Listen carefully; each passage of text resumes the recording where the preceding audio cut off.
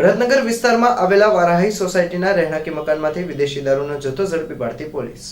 આવતીકાલના 31ના તહેવારને લઈને ભાવનગર પોલીસ સમગ્ર શહેર વિસ્તારમાં પેટ્રોલિંગમાં છે। ત્યારે ભરતનગર પોલીસ સ્ટેશનનો સ્ટાફ પોતાના પોલીસ સ્ટેશન વિસ્તારમાં પેટ્રોલિંગમાં હતો।